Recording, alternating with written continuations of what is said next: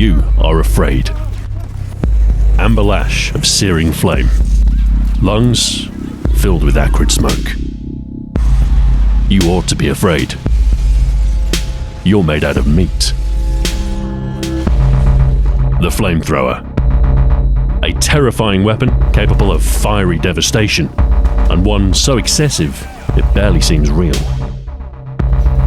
So, what practical purpose does such a weapon serve? Why is such a fearsome weapon so fascinating? And what sort of maniac would wield one?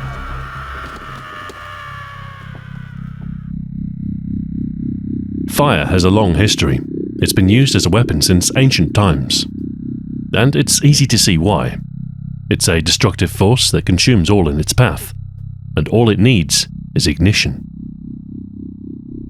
Greek fire is the first weapon that could be described as a flamethrower, a secret source of volatile compounds projected from ships in naval combat. It was used by the Byzantine Empire from the 7th century and could set the sea ablaze as well as enemy ships. It was a terrifying and effective weapon with profound impact. The modern flamethrower, as we know it today, was a German invention. The name flamethrower is a literal translation of Flammenwerfer. The invention is generally attributed to Richard Fiedler, a mechanical engineer from Berlin. While working on nozzle designs, he was struck by the prospect of spraying a flammable liquid, then igniting it to project a gout of flame. His first flamethrower patent was granted in 1901, and by 1905, a working prototype was presented to the Prussian Engineering Committee for assessment. In 1908, Fiedler's flamethrower was assigned to the Pioneer Experimental Company in two forms: the Großflammenwerfer, or Grof, an emplaced weapon with a large tank, and the Kleine Flammenwerfer, or Kleif, a smaller backpack variant that could be carried. 1914 saw the outbreak of the First World War, and it was the winter of that year, in the Argonne, against the French, that these flamethrowers were first fielded. However, they didn't prove particularly effective. The Kleif was too fragile, too unwieldy, and did not maintain pressure. The Germans saw their potential, however, and established the Flammenwerfer Abteilung Redemann, a unit armed exclusively with flamethrowers, commanded by Bernhard Redemann, who had played a key role in the technical development of the weapon. Their first attack was early in 1915, and they would see considerable subsequent deployment, including the Second Battle of Ypres and the Battle of Verdun. Some of the shortfalls of the Kleif were addressed in 1917 with the introduction of the Wechselapparat, or VEX. It had a distinctive donut-shaped tank and was much lighter. During the war, Redemann's flamethrower troops carried out 653 attacks. 82% were deemed successful. Flamethrower attacks were risky, but they could break through hardpoints and sap enemy morale like nothing else. So in the decades that followed, as the Second World War loomed, the flamethrower had not been forgotten, with many nations preparing their own implementation. The Germans replaced their earlier designs with the Flammenwerfer 41, yet lighter, more reliable, and easier to operate. The Brits had the Flamethrower Portable No. 2, which was a copy of the German Vex. The Italians had the Lancia Fiamma M40, the Japanese the Type 93 and Type 100, and the Soviets had the ROKS-2. The Americans introduced the M1 flamethrower in 1941, which used diesel oil or fuel oil, and the revised M1A1 in 1943 operated at a higher pressure to facilitate the use of napalm instead. By 1944, the M1 was succeeded by the much superior M2, with improved regulation, ergonomics, and a new rotary cartridge ignition system. The M2 design was successful, so much so that it saw use after World War II, in Korea and even Vietnam, although here it was supplanted by the more modern M9 design. Flamethrowers remained decisive weapons during the Second World War, but combat was evolving. Armoured tanks, more precise artillery, and aerial bombardment. In fact, by the latter part of the 20th century, the man-portable flamethrower was largely obsolete. Flame tanks offered a much safer way to clear out entrenched enemies, with none of the capacity or range restrictions a man-portable device might impose. Besides, these days it's much safer to just call in an airstrike than it is to attempt to burn them out. So most contemporary use of the flamethrower is either for non-combat purposes, such as controlled burns or clearing land, or in cinema, television, and games. Here, the flamethrower has evolved into its own unique thing. Terrifying and imposing on screen, and rather than an infantryman, you're more likely to see it in the hands of an action hero, or a fictional supervillain like Hank Scorpio or Elon Musk. The flamethrower is rooted in its military origins, however, and most of its earliest appearances are in the hands of American soldiers. Think Porkchop Hill and Hell is for Heroes.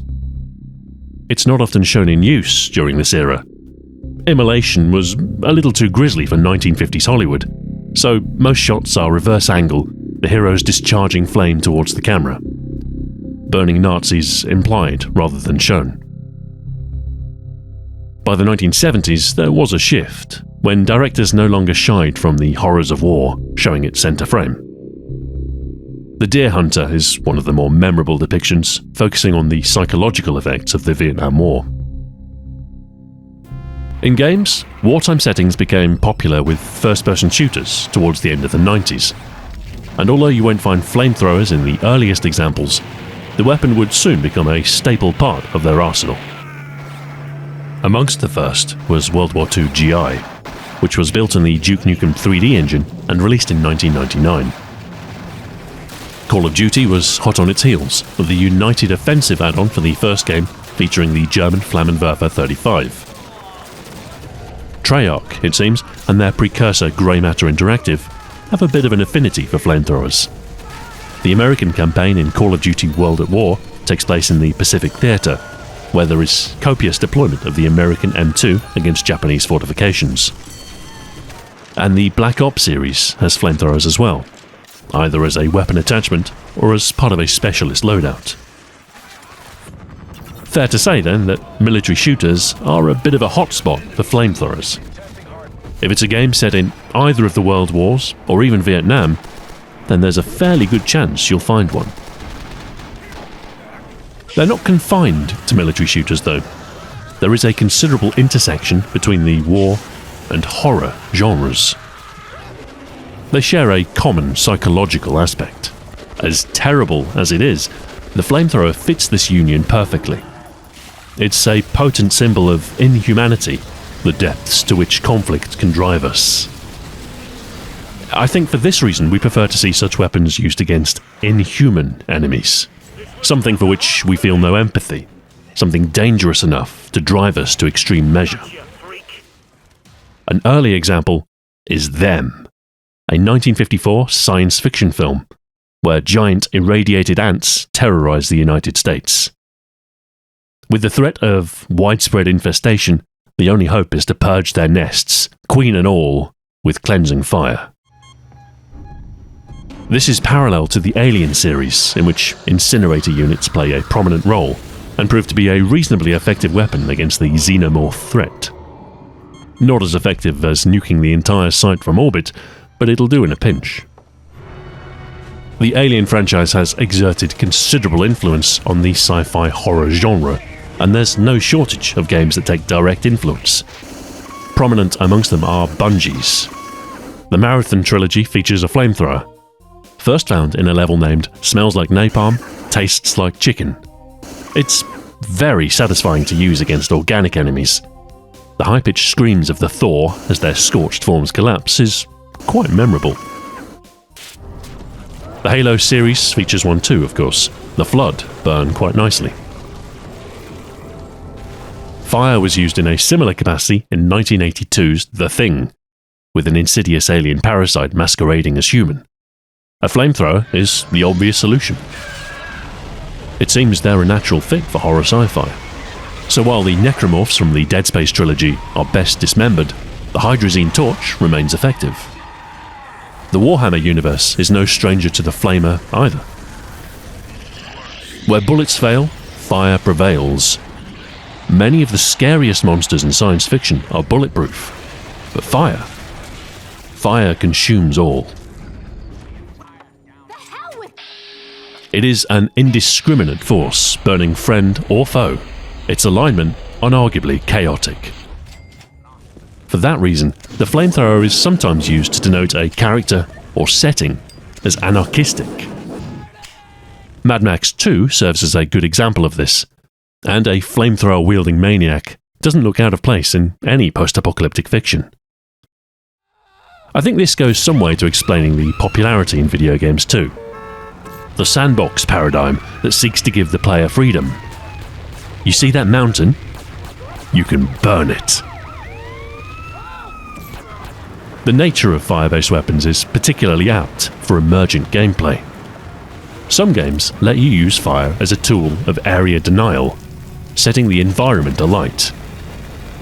The Far Cry series is an excellent example, notably Far Cry 2, which introduced the flamethrower. A single spark can set swathes of savanna alight, whether you meant to or not. This adds a chaotic element to encounters, one which can be mastered and used to your advantage, but one that can easily get out of hand and place you in a difficult situation. I'm sad to say they toned it down slightly for the sequels, but fire propagation remains present, and the flamethrower a major part of Far Cry's charm. One mission from Far Cry 3 is particularly memorable, in which you incinerate a drug crop, progressively becoming more affected by the fumes, reminiscent of a similar task in Grand Theft Auto San Andreas. Another unifying trait of flamethrowers in video games is their ability to deal damage for a duration after the initial attack. The Afterburn. Setting enemies alight might not kill them immediately, but once they're on fire, they'll suffer continuous damage, which might be enough to finish them off. This has significant tactical impact in games like Team Fortress 2. With the pyro, it's often best to hit and run than face your opponent to the bitter end. Let the fire do the work. Even in more realistic military shooters, similar ambush tactics play to the strength of the weapon. The luminous plume of the flamethrower attracts a lot of attention, so the less time you spend in the line of fire, the better. Once the novelty of the flamethrower wears off, however, it turns out that in many games, they are generally not very viable weapons. Sure, they're usually immensely powerful up close, but their range is always terrible, and ammunition very scarce. This is exacerbated in multiplayer, where balance is key and the flamethrower often made puny. This is sometimes addressed by having it as a killstreak reward or as a strategic power weapon that must be captured. But even so, they remain a difficult class of weapons to use effectively. To be fair, this mirrors the real world. Flamethrowers are only needed in niche roles, and carrying one makes you a priority target for the enemy. And it's hard to blame them. Who wants to be burnt alive? The flamethrower is a frightful weapon that plays to our most primal fear. Born of grim necessity, it is an illumination of horror. Fire is a savage beast, and yet we think ourselves its master.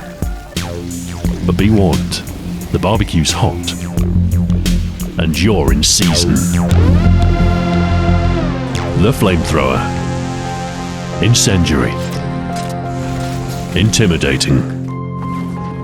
Infernal. Thank you very much for watching, and until next time, farewell.